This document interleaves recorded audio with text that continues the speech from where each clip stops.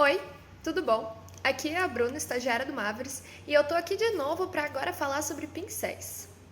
A primeira coisa que a gente tem que entender é o que é esse pincel, né? O pincel, na verdade, ele vai ser uma ferramenta de transporte da nossa tinta para o papel e vai se comportar como uma extensão da mão do artista. A estrutura desse pincel vai ser composta de 3 partes. A primeira, que vai ser o nosso cabo, depois a gente vai ter a virola, que é a responsável, por segurar as cerdas, e as nossas cerdas. Cada uma dessas 3 partes do nosso pincel vão ter uma variação, que vão resultar em um tipo de pincel diferente. A gente vai ver então como funciona um pouquinho de cada uma dessas 3 partes para a gente poder entender. O cabo vai ser feito de madeira tratada, em geral é a maneira tradicional de ser feito, mas também pode ser feito de plástico. Vai ser um pouco mais barato, mas também pode acabar sendo mais frágil. A virola vai ser feita de metais, em especial o alumínio, que é o mais comum de a gente encontrar, e ela vai ser responsável por determinar se o nosso pincel vai ter a forma de chato ou arredondado. Sobre as cerdas, que é o que mais chama, em geral, a atenção das pessoas quando a gente se refere a pincéis, a gente vai ter uma subdivisão em 2 categorias.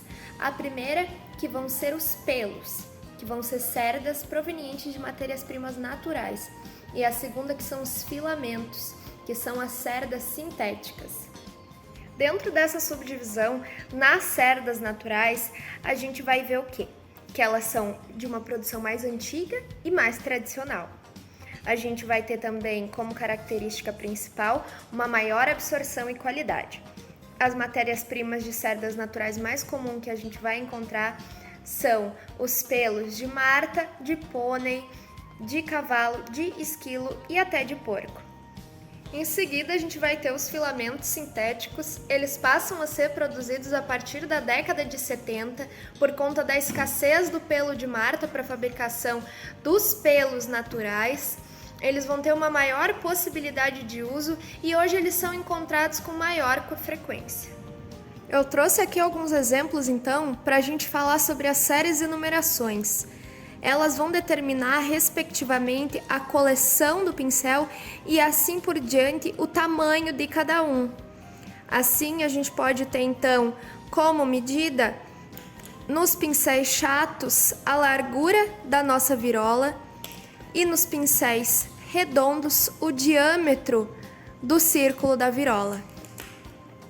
Dentro desta grade numérica, o quanto mais zeros a gente tiver, menor vai ser o tamanho do nosso pincel, e o quanto menos zeros, aumentando a escala, maior vai ser o tamanho do nosso pincel, Vou mostrar aqui então para vocês alguns dos exemplos mais comuns que a gente encontra.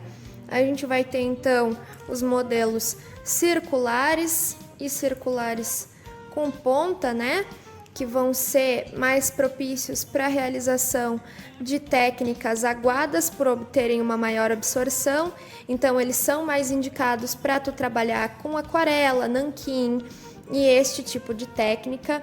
Aqui eu vou ter em alguns tamanhos diferentes, eu tenho alguns menores e alguns maiores.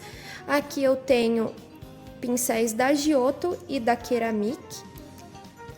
Depois a gente vai encontrar os pincéis chatos, A gente tem também de diferentes tamanhos aqui.